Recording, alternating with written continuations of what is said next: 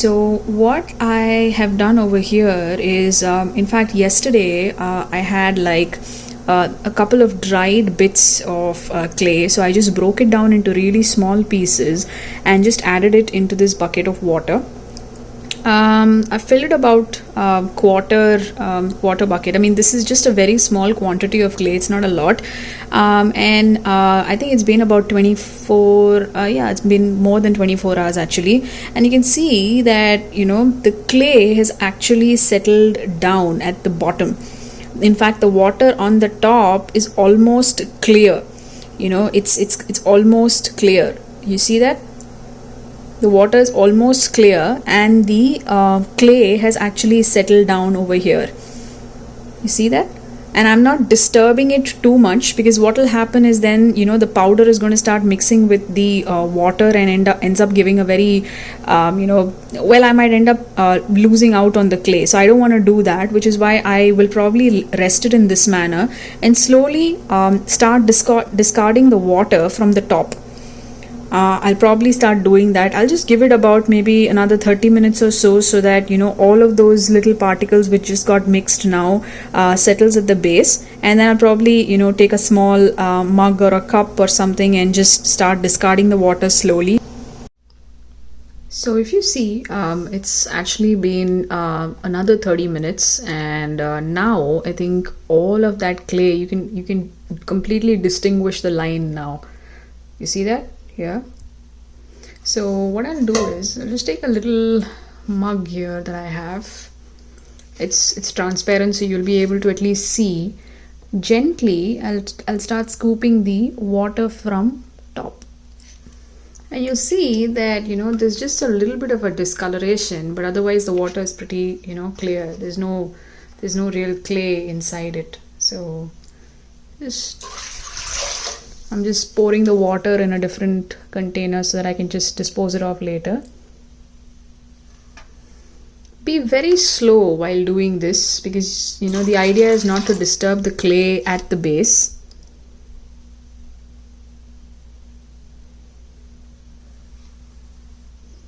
If you feel that there's too much of clay coming in or something like that, just give it another couple of minutes. Let it kind of settle down, and then maybe you do the same method, reuse the mug or reuse a smaller cup and just dispose of the water. So once I remove like quite a good amount of water, I'll show you how this looks. So if you see now, this is basically the result of what was in that bucket. In fact, what I did is I really gave it a good mix. I used my hand for most of the time though, and it's got this kind of a really creamy kind of a texture, almost looking like chocolate. So this is now on my workboard, and it's quite a thick layer actually. And what I'll do is probably leave this on the table like this. And if you see, it's still pretty sticky, very wet. Almost like I said, in a bit of a whipped cream consistency. I mean, once it's whipped, so it's about in a consistency like that. You'll see that it's pretty sticky. I'll probably leave this on the wooden table for some time, and maybe come back and take a look at it and see how if I can just basically knead it and then use it. So usually what happens is this kind of a process is usually done on a plaster table. Basically it's simple to make a POP kind of a slab, but instead of doing that, you can also keep a dedicated wooden board. The idea is to have a porous surface so that can actually absorb the excess amount of moisture. Now this is an old working board, and I keep this only for reclaiming clay. So only for this process this board is used, because over time what happens is that the board does tend to warp. There's a bend that's usually seen, and I just tend to use that for this particular purpose. And that's it. I mean, I'll probably wait and see how this actually looks after some time. If it's dried off, I'll probably use this and just peel it off from the table. It should come off pretty easily, and then I'll just knead it and it'll be good to use again.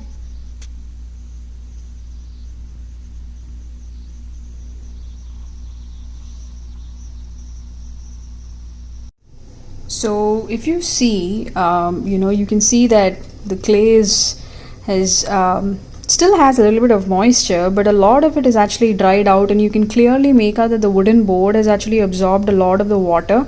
And if you see, it's no longer as sticky as it was. So this is actually a pretty good consistency, and in fact I'll probably give it another maybe 30 minutes or so, and I'll probably just remove it, and you'll see how easily it'll come off from the wooden board as well. For this to reach this particular stage, I have probably waited for at least about 12 hours or so, but please keep in mind that the weather, the climate is also plays a big role here. If you are in a place which is warmer or colder, please try and keep an eye on this, so that you don't forget about it. And because if it ends up becoming a very hard mass, then you'll have to repeat the process again. So I kept checking in between, a couple of hours in between I would just come and check, and this seems to be a pretty good consistency. Maybe another 30-40 minutes, and then I should be able to actually pull it out of the table, pull it out of the wooden board, and just knead it and use it. So let's see how we can do that. So it's been roughly about 40-45 minutes actually. I know I said 30 minutes, but I think it's okay. So if you see, I don't know if you can really make out, but is you can see that the water is continuing to get absorbed by this wooden board. So we'll just try basically lifting it off, and you see how easily that comes off. That's pretty wet, so I won't this is not my wedging, this is not what I usually tend to use, so I'll just shift it back to my working board. And what we'll do is we'll just give it a good knead probably, and